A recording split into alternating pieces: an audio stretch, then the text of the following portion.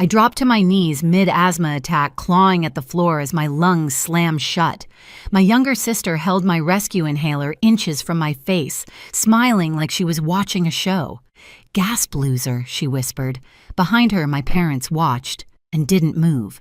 That was the moment I learned you can suffocate in front of your own family, and they'll call it being dramatic. 19 years passed before I saw that moment again, this time playing on a courtroom screen. And just before the video ended, something happened that none of us were prepared for. My name is Abigail Carter, and for most of my life, I believed silence was the only way to survive my family. I grew up in a house in Seattle that always looked perfect from the outside: freshly trimmed hedges, polished windows, a front porch my mother decorated every season. But inside, the air felt thinner, tighter, like you had to earn every breath you took. Eleanor, my mother, ran the home the way some people run companies: strict, polished, no room for error. My father, Thomas, sat quietly in the background, a man who believed peace was maintained by never choosing sides. And then there was Vivian, my younger sister, the golden child, the one they said just needed a little extra attention. They never said what I needed. The older I got, the quieter I became. Not because I lacked opinions, but because I learned early that my voice only caused problems. At the dinner table, Vivian would talk about school projects or weekend plans, and my parents' faces would light up. Whenever I tried to speak, the energy in the room shifted. My mother stiffened. My father glanced at the clock and conversation moved on, like I was never there. By 16, I'd mastered the art of disappearing. The only person who ever truly saw me was my grandmother, Margaret. She smelled like lavender and old books, and she had this way of listening that made you forget the world outside her living room. With her, I wasn't dramatic or difficult or invisible. I was simply Abigail. Some weekends, I'd escape to her place, helping her water plants or bake whatever recipe she was determined to perfect that month. She'd rest her hand on mine and say, "You're stronger than they know." Those words carried me through more birthdays than I care to admit, birthdays my own family often forgot. I remember turning 16 and waiting for someone to mention it at dinner. No one did. Vivian had a cheer competition that weekend, and the entire house was covered in posters and glitter. I sat through it quietly, telling myself it didn't matter that Grandma would remember, and she did. She always did. When I got into college, I left a thick envelope on the kitchen counter so my parents would find it. The next morning, it was gone. My mother never brought it up. My father said nothing. I called the admissions office myself to confirm I'd been accepted. Back then, I told myself these were minor things. Families weren't perfect. People got busy. But there's a danger in normalizing harm. Eventually, you stop noticing you're being erased. And 19 years later, when the past finally clawed its way back to me, I realized someone else had been paying attention all along. It started on an ordinary Tuesday evening, the kind of night where the world feels peaceful enough that you almost believe the past can't touch you. I came home from a long day at the office, kicked off my heels, made tea, and opened the stack of mail on my counter: bills, a flyer, a charity envelope, and then one that froze me mid-sip. A subpoena. It ordered me to appear in a Seattle courtroom for a defamation case, Vivian Carter Monroe, for Rebecca Torres. For a moment, I just stared at the name, my sister's married name, printed in bold at the top. I hadn't spoken to her or my parents in 3 years. Portland had become my clean slate, a place where no one called me dramatic or difficult or too much. But now the law was pulling me back into the orbit I'd spent half a lifetime escaping. I set the subpoena down, telling myself to breathe. I didn't know a Rebecca Torres. I didn't know what Vivian had gotten herself into. And yet some instinct deep in my chest, old, bruised, half-healed, began to ache. That night I did something I hadn't allowed myself to do in years. I looked up my sister online. Rebecca's blog appeared within seconds. The headline mentioned workplace bullying, exclusion from meetings, credit stolen, rumors spread. Typical corporate cruelty until I reached the last paragraph. It said Vivian has a pattern that goes back decades. Ask her sister about the asthma incident. Ask why their family spent years making sure no one believed her. My breath hitched. I reread the words 3 times, my hands trembling by the second. No stranger should have known about that day, my knees on the carpet, my lungs collapsing, the inhaler held out of reach, the smirk. And certainly no one should have known about the years afterward when my family insisted I was dramatic, forgetful, emotional, when they turned every memory into something I imagined. But someone did. Someone had seen the pattern. Suddenly, little fragments I'd buried began surfacing like debris after a storm. Grandma calling me one night, confused, saying she hadn't heard from me in months when I'd left 3 voicemails that week. My college acceptance letter vanishing. Birthday cards returned unopened. The way relatives stopped asking about me altogether. A pattern. A coordinated erasure. I stepped away from my desk, pressing a hand against my ribs. For 19 years, I had blamed myself. Maybe I was too sensitive. Maybe I remembered things wrong. Maybe it was normal for families to forget, ignore, overlook. But this line in Rebecca's blog felt like someone striking a match in a dark room. I picked up my phone to call a lawyer to find a way out of testifying. And then I stopped. My family had spent nearly 2 decades making sure I had no voice. What would happen if for once I used it? I closed the legal pad on my desk and instead opened my laptop to search for a name I hadn't typed in years, a girl who once told me I saved her life, and who now might just help me reclaim mine. Her name was Nora Lawson. In high school, she'd been the quiet girl who carried a secondhand laptop everywhere and avoided eye contact with the crowd that orbited my sister. Back then, she'd been shoved out of friend groups, mocked for her clothes, ignored when she spoke. I wasn't popular enough to protect her, but I sat with her at lunch when no one else would. Years later, she'd become a digital forensics specialist in Portland, someone who spent her days recovering deleted records, piecing together digital trails people thought they'd buried. When I called, she didn't hesitate. "Bring anything you have," she said. "If they erased you, we'll unerase you." Her confidence steadied me in a way I didn't know I still needed. 2 days later, I walked into her office.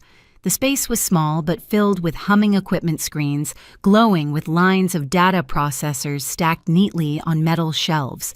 A place where truth didn't disappear just because someone wanted it gone. I reached into my bag and pulled out the only object I'd kept from my childhood home, a thin DVD in a paper sleeve, labeled in Vivian's handwriting, Family Memories 2004. I had taken it with me when I moved out at 18, though I had never watched it. Even touching the sleeve made my fingers tense. Nora slid it into her system. "Let's see what your family didn't mean to save," she murmured. Within minutes, a small window opened on the monitor, the living room from my childhood home. The camera shook slightly as Vivian's younger voice filled the speakers, giggling as she zoomed toward herself in the reflection of the dark TV screen. My stomach knotted. I remembered that camcorder. She used to record everything, breakfasts, chores, arguments she wasn't supposed to hear. And then the footage shifted. The camera pointed at the carpet, my hand clawing at it, my body collapsing into frame, my voice rasping. I felt my throat tighten just watching. Vivian's voice, sharp, gleeful, cut through the speakers. "Look at her, she's so pathetic." The inhaler dangled in the corner of the frame. She stepped closer, blocking my desperate reach. Behind us, my parents on the couch, motionless. I swallowed hard, my palms pressed to my knees as if trying to ground myself. "That's enough," I whispered. But Nora's expression changed, not at the video, but at something else. "Abigail," she said quietly, "there's more." The disc wasn't just video. It held email archives automatically copied years ago when Vivian burned the DVD on the old family computer. Dozens, no hundreds of messages between my mother and my sister. Nora opened one. 2 days after the asthma attack, Eleanor. "Delete the video and don't mention it to Grandma. We need to keep up appearances." Vivian already did. I told her Abigail refused to come downstairs because she was being difficult again. "Eleanor, good. Keep it up. We can't let this ruin your relationship with her. Too much at stake." I felt something in my chest collapse. Not fear, not even grief. Recognition. This wasn't neglect. It was strategy. 19 years of my life rewritten by people who shared my last name. I straightened, wiped my face, and whispered, "We take this to the courtroom." Nora nodded. "And Abigail, you're not the one who should be afraid anymore." The morning of the hearing felt unreal, like I'd stepped into someone else's life. Seattle's courthouse rose above me in clean lines of glass and steel, reflecting a sky that couldn't decide whether to rain or clear. I tightened my coat around my shoulders, the cold spring air brushing against my skin as I walked through the doors. Every step echoed with a truth I'd spent 19 years convincing myself wasn't real. Inside the courtroom buzzed with quiet conversations, shuffling papers, the soft scrape of chairs being pulled back. Rebecca sat with her attorney near the defense table. She looked small in her blazer, but steady. When she saw me, her expression softened, gratitude mixed with fear. She had been bullied, yes, but she had also become the first person in years to speak my truth out loud. Then the doors opened again. Vivian entered. She looked exactly as I remembered: polished hair, tailored coat, perfect makeup, the image of a woman who believed she had built the life she deserved. Eleanor walked behind her wearing a calm smile she reserved for church committees and holiday gatherings. Thomas followed, last hands in his pockets, eyes cast downward.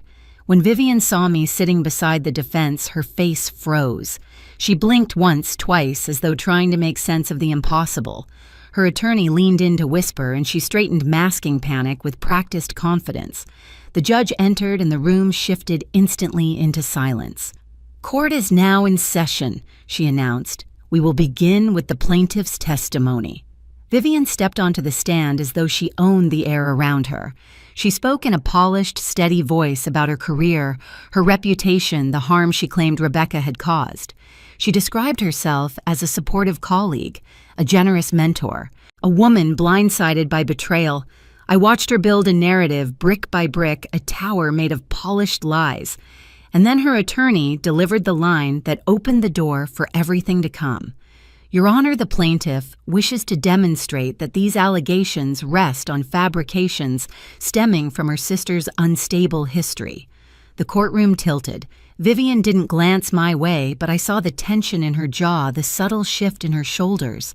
She intended to use me as her shield. The judge turned her gaze toward me.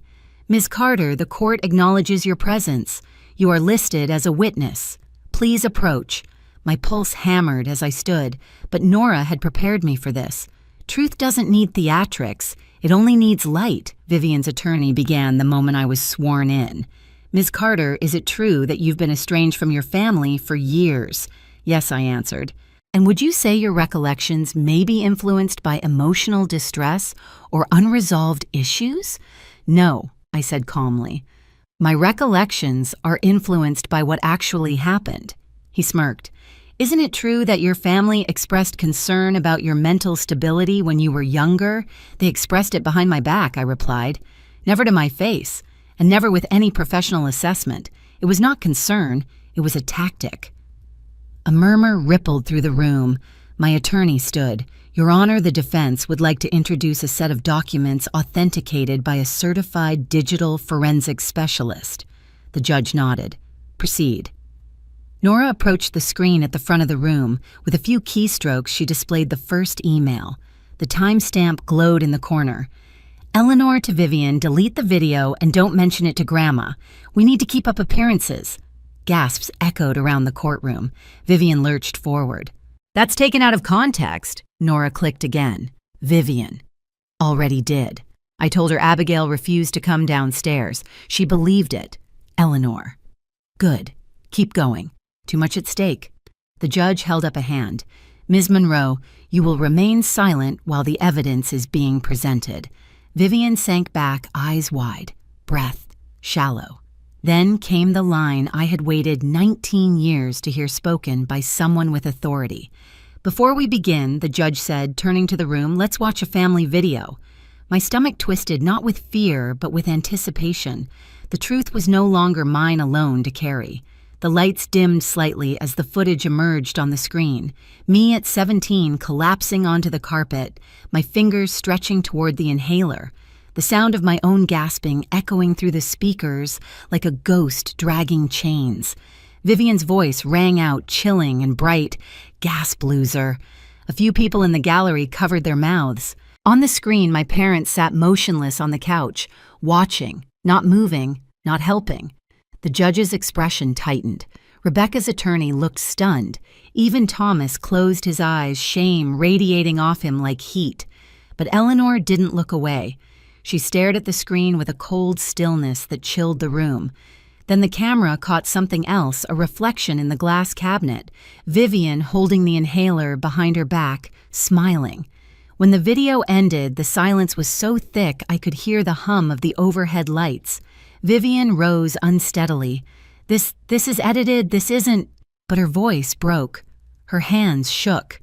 And then, exactly as the thumbnail described, she trembled and started screaming. You don't understand what it was like.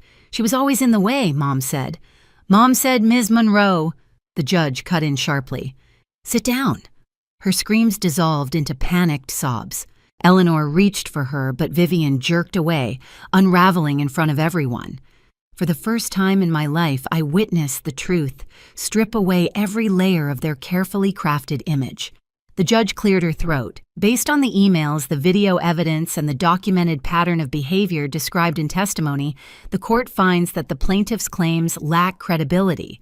Furthermore, the evidence strongly suggests a long-term pattern of psychological mistreatment within the family. Vivian whimpered into her hands. Eleanor sat frozen fingers curled tightly around her purse strap. Thomas stared at the floor, shoulders hunched as though the weight of decades had finally settled on him. The judge continued, voice steady. This case is dismissed. Costs will be assigned to the plaintiff. The implications of these documents will be referred to the appropriate civil courts for separate review. The gavel struck. A sound like a door slamming on an entire chapter of my life. I exhaled for what felt like the first time in years. As the courtroom dispersed, Vivian sat collapsed in her chair, mascara-streaked breath shaking. Eleanor remained stone still. Thomas approached me softly, voice barely audible. "Abigail," he whispered. "I'm sorry." I met his eyes, and for once he didn't look away. "You should have been," I said gently, "a long time ago." Then I walked out of the courtroom, leaving their silence behind me, stepping into a future finally free of theirs. The civil court proceedings that followed moved slower than the trial, but the outcome carried a weight I still feel in my bones. The judge reviewing my grandmother's estate examined every entry in her journal, every email Nora recovered, every instance where my mother and sister had painted me as unstable or uncaring. What emerged was a pattern so deliberate it no longer surprised me, only clarified what I had spent years trying to name. In the end, the ruling was clear. The original inheritance had been influenced by deception. Vivian was ordered to return roughly $180,000 in assets she'd already folded into her life renovations, a car weekend retreats. For a woman who'd built her identity on being the favored one, the financial blow was nothing compared to the public unraveling. Her employer launched an internal review. Her husband filed for separation. By summer, she was living alone in a small apartment across the city. Eleanor didn't lose money. She lost something she valued more, her reputation. The community she'd cultivated for decades, the church groups, the neighborhood circles, the polished image of a devoted mother collapsed under the weight of her own words, preserved in email archives. Invitations disappeared. Conversations stopped. She became a woman people whispered about instead of admired. As for Thomas, he reached out once more, this time with honesty. He didn't ask for forgiveness. He asked for understanding, and I gave him the only thing I could space to start over, but not walk back in. And me, I finally exhaled. I created the Margaret Carter Fund, a small foundation helping survivors of family psychological abuse rebuild their lives. It felt like giving back what my grandmother had given me, proof I was never invisible. In the months that followed, I learned something simple but life-changing. Family isn't defined by blood, but by the people who see you, believe you, and refuse to let you disappear. My past didn't vanish, but it no longer owned me.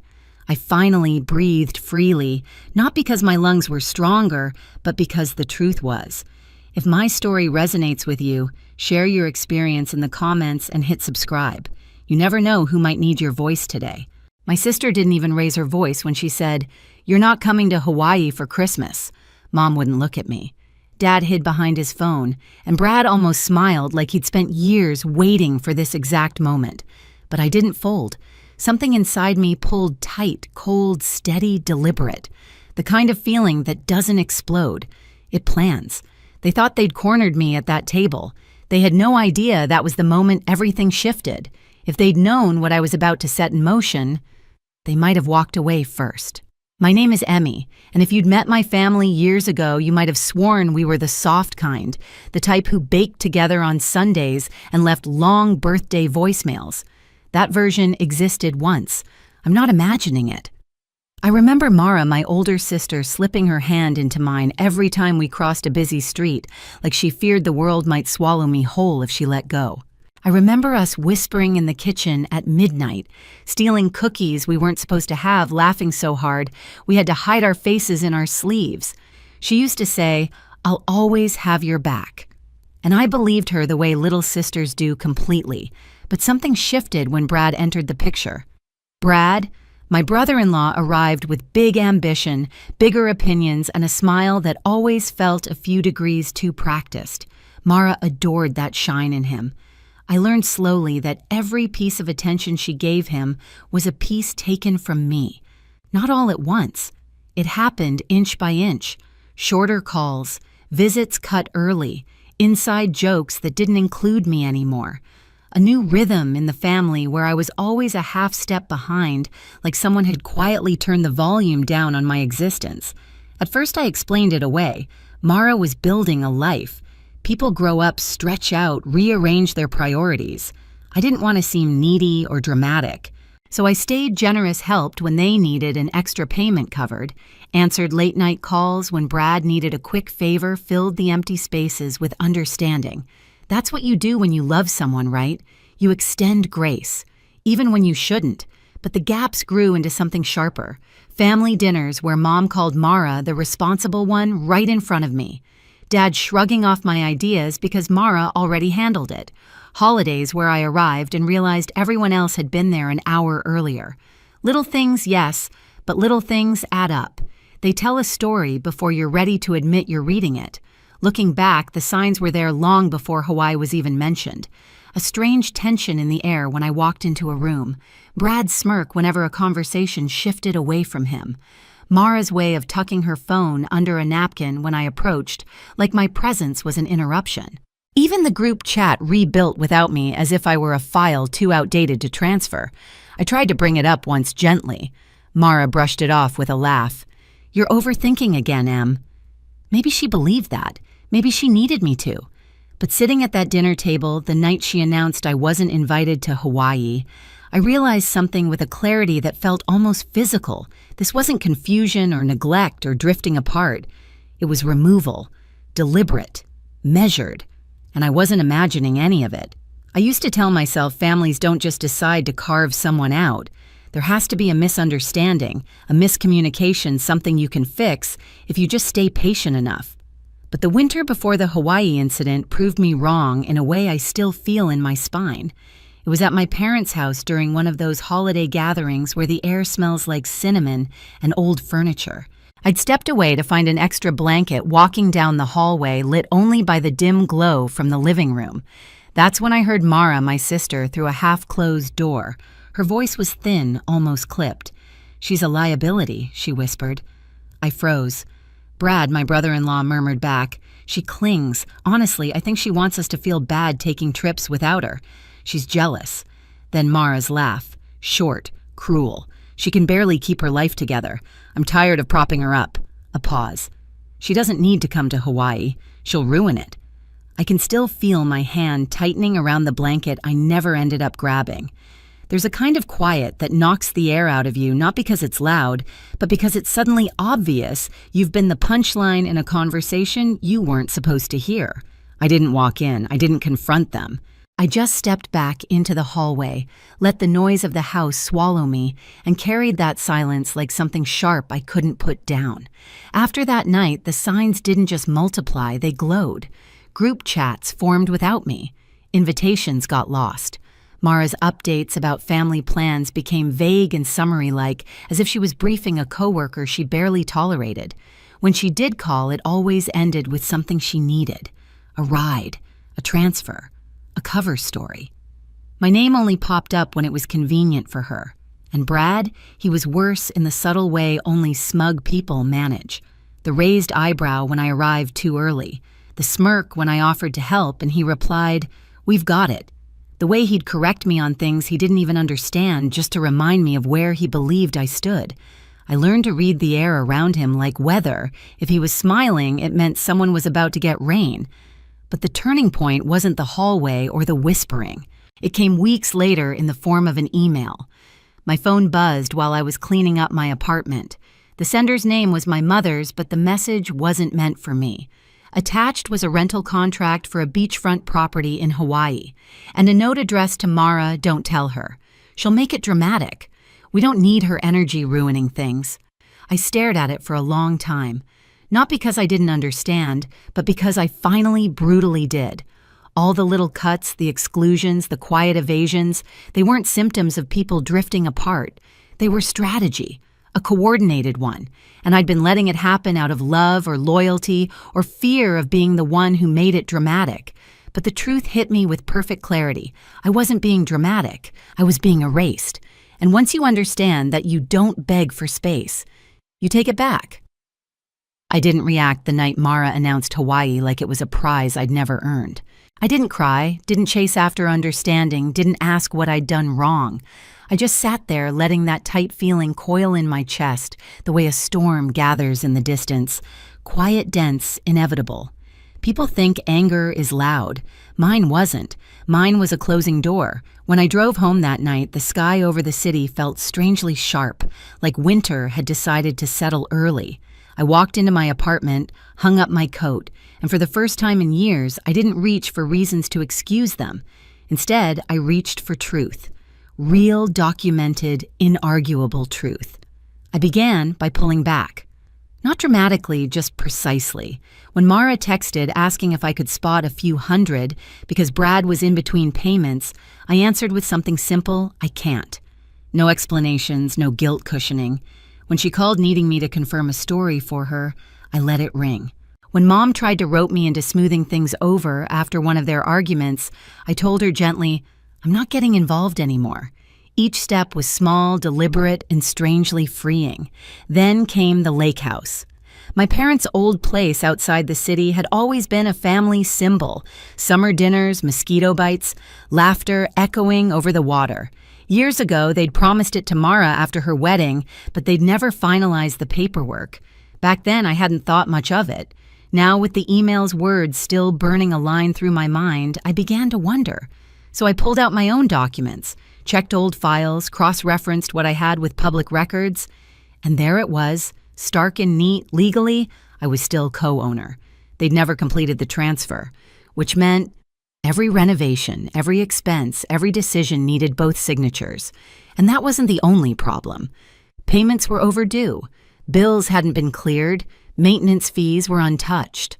And Brad, always so sure of himself, had been renting the place out under the table to make extra cash, something I confirmed with a single call to the county office.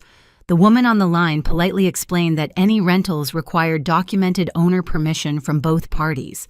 I ended the call with a new kind of calm settling into me. This wasn't revenge. Not yet. This was reclamation. I organized everything methodically: payments, overdue bills, tax notices, ownership confirmations. I wasn't out to hurt them. I wasn't breaking anything. I was simply gathering the pieces of a picture they hoped I'd never see. And as I stacked the papers into a neat folder, I realized something they'd spent years treating me like I was fragile, reactive, dramatic. But my silence wasn't weakness. It was calculation. And the next time we sat at a dinner table together, I wouldn't be the one folding. I arrived at my parents' house early on purpose, not to help, not to smooth things over the way I used to, but to feel the room before everyone else stepped into it. The dining table was already set, silverware lined up perfectly, holiday napkins folded into neat triangles Mara had always insisted on using because it looks more put together. I traced the edge of one with my finger and wondered how many years I'd mistaken performance for closeness. By the time everyone filed in, the air felt heavy with the kind of politeness that only exists when something dangerous sits underneath it. Mara walked in first wearing a dress the color of champagne and a confidence that had always felt a size too big. Brad followed, rolling his shoulders like the house belonged to him now. Mom trailed behind, already flustered, carrying a tray of bread she kept rearranging because she didn't know where to look. Dad slipped into his usual seat at the head of the table and pulled out his phone before he even greeted me. Same script, same cast, but not the same Emmy. We made it through about 15 minutes of small talk that felt like chewing cardboard. Weather, work, something Brad bragged about that no one asked to hear. Mara smiled at everything he said the way you do when you're performing love instead of living it. Then Mom brought up Hawaii, so she began voice light but trembling around the edges. The flights are all set for next week. The place looks beautiful. Right on the water. Mm-hmm. Mara chimed in, not looking at me. We got really lucky. I watched. Her watched Brad lean back like he was settling in for a show. Watched Dad glance at his phone again so he wouldn't have to meet my eyes.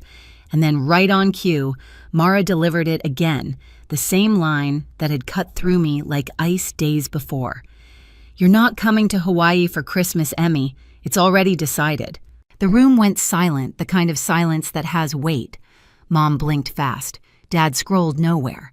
Brad smirked, subtle, but visible, the expression of a man who thinks he knows exactly how someone will crumble. But I didn't. I folded my hands, sat back, let the quiet stretch until even Mara shifted. And then I reached into my bag, pulled out a single folder, and placed it on the table as gently as someone setting down a glass ornament. Mara, I said, my voice calm enough to make her blink, before we talk about Hawaii, we need to talk about the lake house. Her fork stopped halfway to her mouth. What about it? I pushed the folder toward her. Open it. She hesitated. Brad leaned forward, eyebrows tightening. What is this documentation? I said. Payments, bills, county notifications, ownership records. Mom gasped softly.